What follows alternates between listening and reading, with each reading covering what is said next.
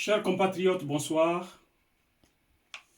À moins de 48 heures de la date officielle de la présidentielle en Côte d'Ivoire, comme beaucoup d'Ivoiriens et d'amis de la Côte d'Ivoire, je me permets d'intervenir ici pour tirer la sonnette d'alarme et soutenir ainsi l'appel au dialogue national que l'opposition, le pouvoir et la communauté internationale continuent de lancer et qui malheureusement n'a toujours pas pris forme.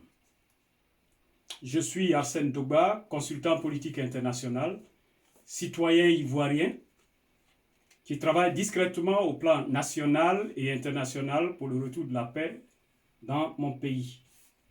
Chers compatriotes, la situation dans laquelle se trouve notre pays est grave. Elle est même extrêmement grave. Beaucoup de nos frères et sœurs ont trouvé la mort ont déjà trouvé la mort alors que le scrutin n'a pas encore eu lieu. Au fur et à mesure que le 31 octobre approche, la peur de perdre encore plus d'Ivoiriens grandit, y compris chez ceux qui font croire que tout va bien. Nous ne sommes qu'à quelques heures de l'impact qui attend notre pays dans sa chute libre et le dialogue n'a toujours pas été acté. C'est pourquoi, en tant que citoyen soucieux de la paix et de la stabilité de mon pays, je viens joindre ma voix à celle de plusieurs personnes morales et physiques qui m'ont précédé pour demander au président Alassane Ouattara, chef de l'État, garant de l'unité nationale, de reporter le scrutin du 31 octobre 2020 et ouvrir un dialogue politique avec l'opposition et la société civile pour trouver, par le dialogue, le consensus qui ramènera la paix dans notre pays. Le faire n'est pas une preuve de faiblesse. Le faire n'est pas non plus une défaite du pouvoir dans un quelconque bras de fer avec l'opposition. Mais opter pour cette voie de la sagesse, c'est exprimer l'amour qu'on a pour son peuple et pour son pays.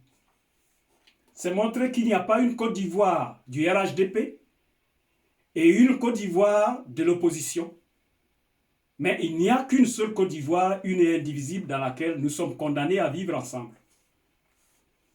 Le faire, c'est prouver qu'on tient compte de l'avis de l'opposition, et c'est le sens de la démocratie. Le faire, c'est créer les conditions d'une réconciliation nationale et d'une paix durable. Je sais que prendre une telle décision qui prend le contre-pied des divers intérêts des partisans et autres partenaires n'est pas facile.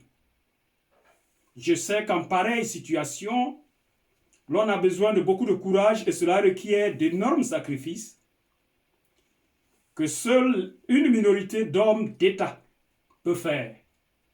C'est pourquoi, généralement, c'est face à un tel défi qu'on mesure le leadership d'un homme politique. C'est en ce moment qu'on découvre le choix d'un leader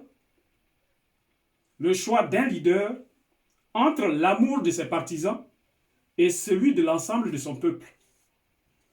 Pour terminer, je voudrais rappeler au président Alassane Ouattara qu'il n'y a pas de service plus grand quand il est question de sauver la nation.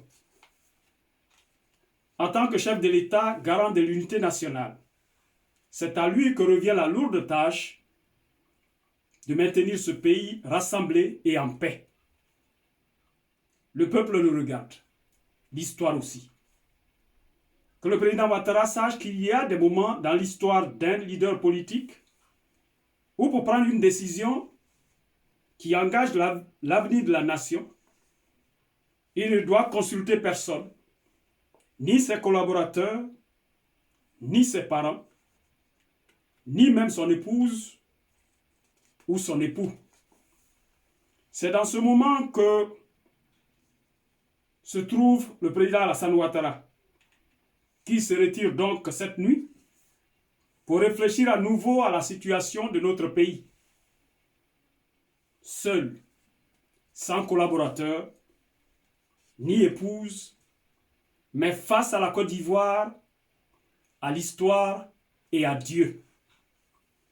De sorte qu'en prenant l'ultime décision demain, il puisse être guidé, qu'il ne puisse être guidé que par son instinct et sa conscience et être éclairé par l'Esprit de Dieu.